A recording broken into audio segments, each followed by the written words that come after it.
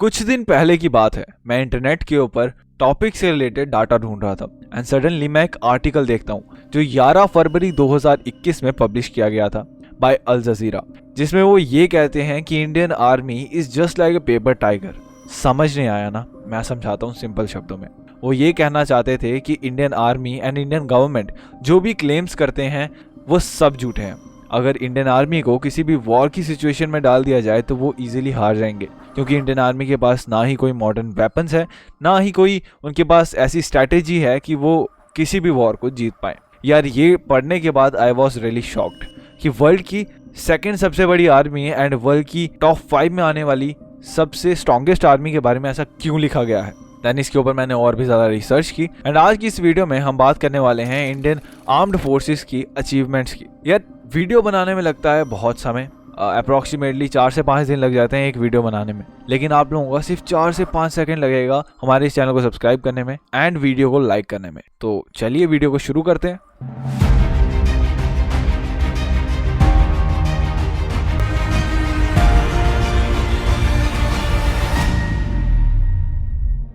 India located है south east Asia में and ये वर्ल्ड की 7th लार्जेस्ट कंट्री है over a population of 1.4 billion. And इतने बड़े एरिया एंड इतनी बड़ी पॉपुलेशन को प्रोटेक्ट करने के लिए बनाई गई है इंडियन आर्म्ड फोर्सेस। अगर मैं बात कर रहा हूँ इंडियन आर्म्ड फोर्सेस की, तो उसके अंदर सिर्फ इंडियन आर्मी नहीं आती है, बल्कि Indian air force, Indian navy and other army supportive sections such as BSF, CRPF, ITBP, Rashtra rifles, Assam rifles, Indian coast guard जैसे सेक्शंस भी आते हैं। इंडियन आर्म्ड फोर्सेस के अंदर आज के समय 14 लाख से भी ज़्यादा एक्टिव पर्सनल्स हैं एंड 10 लाख से भी ज़्यादा रिजर्व पर्सनल्स हैं। लेकिन अगर हम स्पेसिफिकली बात करें इंडियन आर्मी की, तो इंडियन आर्मी इस नंबर के साथ वर्ल्ड की सेकंड सबसे बड़ी आर्मी है एंड स्ट्रेंथ के अंदर वो नंबर 4 पर आती है।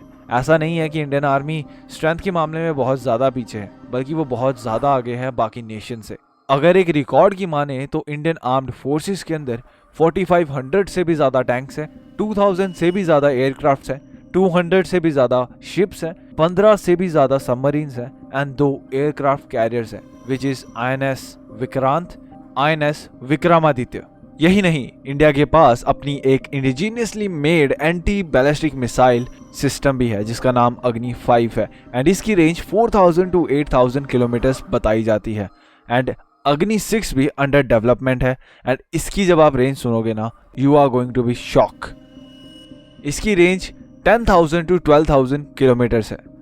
हाँ, लगाना झटका, इतनी ही रेंज है anti ballistic missile defence system की एंड ये इंडिया को चारों ही तरफ से प्रोटेक्ट करता है। इसी के साथ साथ इंडिया के पास एंटी सैटेलाइट डिफेंस सिस्टम भी है, यानी कि अगर कोई भी सैटेलाइट इंडिया के डाटा को किसी और कंट्री पर सप्लाई कर रही है तो इंडिया ग्राउंड पर बैठी बैठी उस सैटेलाइट को गिरा सकती है। 2019 में लॉन्च हुई इंडिया की बैलिस्टिक मिसाइल ब्रह्मोस के बारे में तो आपने सुना ही होगा।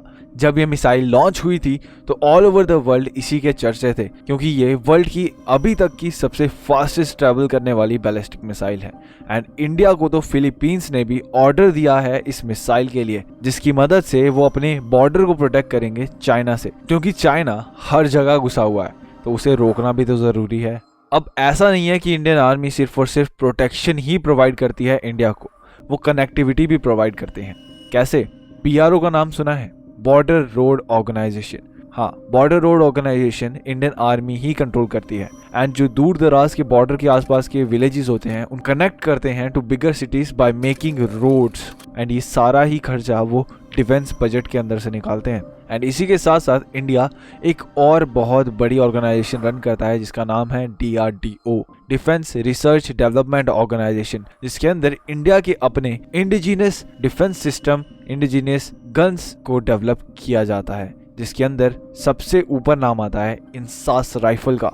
ये तो बात हुई इंडियन आर्म्ड फोर्सेस की पावर एंड स्ट्रेंथ की, लेकिन अगर बात की जाए इंडियन आर्म्ड फोर्सेस की अचीवमेंट्स की, तो ऐसा नहीं है कि इंडियन आर्म्ड फोर्सेस ने अचीवमेंट रिसेंटली लेना शुरू किया है, बल्कि जब इन्हें इस्टेब्लिश किया गया था उसी के बाद से इन्होंने अचीवमेंट्स को गेन करना शुरू कर दिया था। Liberalisation of Goa. जब गोवा को इंडिया का पार्ट बनाया गया तो इंडियन आर्म फोर्सेस ने बहुत ज्यादा क्रूशियल रोल प्ले किया था। एंड इसी के साथ साथ यूएस पीस कीपिंग के अंदर भी इंडियन आर्मी बहुत बड़ा कंट्रीब्यूशन करती है। 1971 की वॉर आप सभी को तो याद ही होगी, जब बांग्लादेश बना था। इसका एक वर्ल्ड रिकॉर्ड भी है कि इंडियन आर्मी ने 30,000 से भी ज्यादा पाक कमांडोज को 13 दिन के अंदर घुटनों पे लाकर खड़ा कर दिया था एंड उस वॉर को बहुत बड़े मार्जिन से जीता था। ऐसा नहीं है कि इंडियन आर्मी सिर्फ और सिर्फ बॉर्डर्स तक ही सीमित है, बल्कि इंडियन आर्मी हर एक फील्ड में आगे होती है। जब भी हमारे देश में कोई भी नेशनल कैलामिटी होती है, भले ही वो कश्मीर, उत्तराखंड या केरला के फ्लड्स हो या फिर कोई अर्थक्वेक या लैंड स्लाइड के सर्कमस्टांसेस हो, इंडियन आर्म फोर्सेस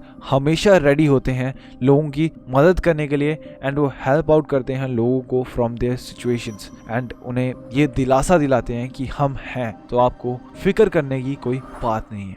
यार ये सारी चीज़ें जानने के बाद भी क्या आपको ये लगता है कि इंडियन आर्मी एक पेपर टाइगर है, जो अल जजीरा ने कहा था? यार मेरे पर्सनल ओपिनियन से तो मेरे को बिल्कुल भी ये नहीं लगता है, क्योंकि यार जिस आर्मी में इतनी कैपेबिलिटी है कि वो डिफेंस के साथ साथ प्रोटेक्शन के साथ साथ अपने देश के लोगों को भी संभाल रही है, तो यार वो वर्ल्ड की बेस्ट आर्मी के अंदर आनी चाहिए। तो यार आई होप कि आप लोगों को वीडियो इंटरेस्टिंग लगी हो। अगर लगी हो या फिर इस वीडियो से आप लोगों को कोई भी नॉलेज गेन करने का मौका मिला हो तो चैनल को सब्सक्राइब करना, वीडियो को लाइक करना एंड कमेंट में जय हिंद जरूर से लिखना। For further time keep learning and keep growing.